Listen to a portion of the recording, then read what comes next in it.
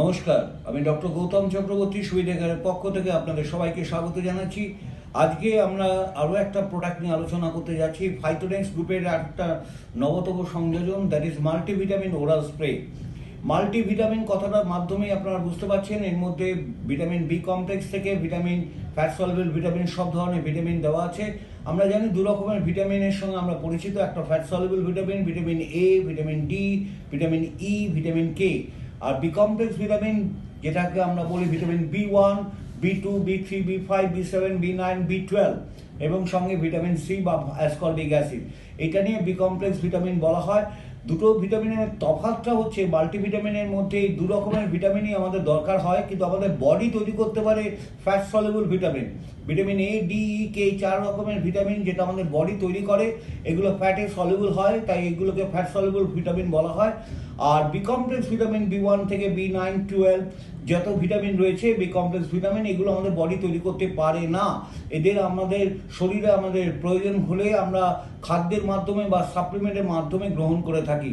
সমস্যাটা হচ্ছে এই যে খাবারের মাধ্যমে যে ভিটামিনগুলো আমাদের শরীরে যাওয়ার কথা, সেগুলো অনেক সময় কুকিংয়ের প্রসেসের কারণে প্রসেস হয়ে অনেকটা ভিটামিনের যে ইন্ট্রিনসিক ভ্যালু, সে ভ্যালুটা নষ্ট হয়ে যায়, যার জন্য আমাদের ভিটামিন বি কমপ্লেক্স সাপ্লিমেন্টের মাধ্যমে আমাদের শরীরে গ্রহণ করতে হয়।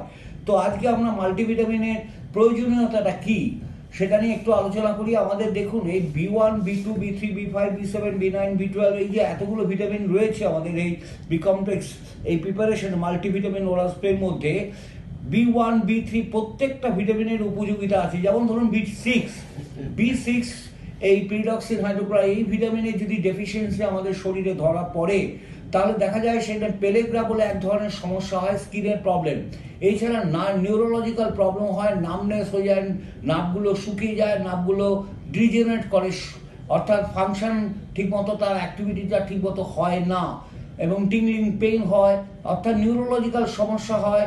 কগনিটিভ স্কিল, ব্রেনের cognitive skill, power of reasoning, এগুলো সমস্ত কমতে থাকে। সঙ্গে কি হয়, স্কিনের সমস্যা দেখা যায়। যেমন ধরুন বি12, সায়ানোকোবালামিন বা মিথাইল কোবালামিন, ভিটামিন বি12, এইটার ডেফিসিয়েন্সি হলে আমাদের বোন ম্যারো, শরীরের মধ্যে বোন ম্যারো যেখানে রক্ত তৈরি হয়, সেই বোন ম্যারো রক্ত তৈরি কারখানাটা অনেক সময় বন্ধ হয়ে যাওয়ার মতো উপক্রম হয়, যেটাকে আমরা বলি aplastic anaemia, bone marrow depression, এবং এর ফলে মারাত্মক রকমের অ্যানিমিয়া আমাদের শরীরের মধ্যে প্রবেশ হতে পারে। সেই কারণে ভিটামিন বি12-এর আরও একটা গুণ হচ্ছে, এটা ডেফিসিয়েন্সি হলে আমাদের নার্ভের সমস্যাও দেখা যেতে পারে, নিউরোলজিক্যাল প্রবলেমসও হতে পারে। যেমন ধরুন বি3, নিয়াসিনামাইড, এটা দেখা যাচ্ছে ডিমেনশিয়া, লস অফ মেমোরি বা পোর মেমোরি হয়, কিংবা ধরুন ডায়রিয়া, অতিরিক্ত স্টুল পাস করছে, এরকম যে সমস্যাগুলো আসে, সেগুলো কিন্তু অতিরিক্ত এগুলো হওয়ার কারণ হচ্ছে ভিটামিন বি3 নিয়াসিনামাইডের অভাবের কারণে। বি5 প্যান্টোথেনিক অ্যাসিড, নার্ভের সমস্যা হতে পারে, হেডেক হতে পারে, নশিয়া, ভমিটিং হতে পারে, অথবা ইনডাইজেশনের প্রবলেম হতে পারে। এই সমস্ত কারণে ভিটামিন বি কমপ্লেক্সে এই ভিটামিন বি5 বা প্যান্টোথেনিক অ্যাসিডের একটা মহৎ উল্লেখযোগ্য ভূমিকা রয়েছে।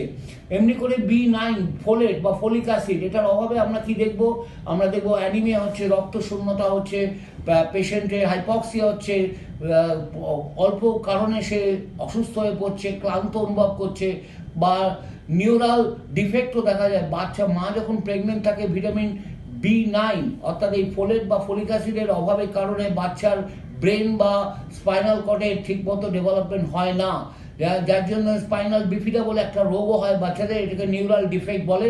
তার জন্য ডাক্তাররা যথেষ্ট সচেষ্ট হন এবং ভিটামিন বি9 বা ফোলেট বা ফলিক অ্যাসিড পর্যাপ্ত পরিমাণে দেওয়া দরকার।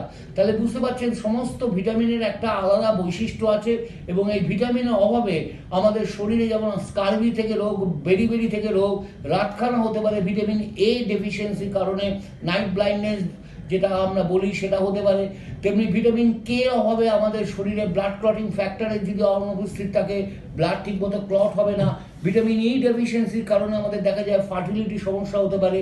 ভিটামিন ডি সমস্যা আপনার আগেও আলোচনা করেছি, আবার বলছি, ভিটামিন ডি ডেফিসিয়েন্সি হলে আমাদের হাড় মজবুত হবে না, অস্টিওপোরোসিস, অস্টিওম্যালাইসিয়া, উইকনিং অফ দ্য বোন হয়, এবং শরীরের মধ্যে ক্লান্তি চলে আসে, মাসেল ফ্যাটিকনেস হয়, মাসেল লস হয়, এবং সর্বোপরি ইমিউনিটি পাওয়ারটাও নষ্ট হয়ে যায়। তাই বুঝতে পারছেন ভিটামিন বি কমপ্লেক্স অথবা মাল্টিভিটামিন ওরাল স্প্রে কতটা প্রয়োজনীয়তা আছে। দিনে দুবার করে ভাত খাওয়ার 8 ঘন্টা পরে 4 বার করে স্প্রে করবেন। দুপুরে ভাত খাওয়ার 8 ঘন্টা পরে, রাত্রিবেলা ভাত খাওয়ার 8 ঘন্টা পরে 4 বার করে স্প্রে করবেন।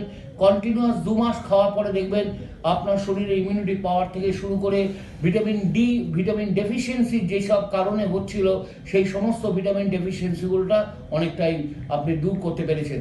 ধন্যবাদ।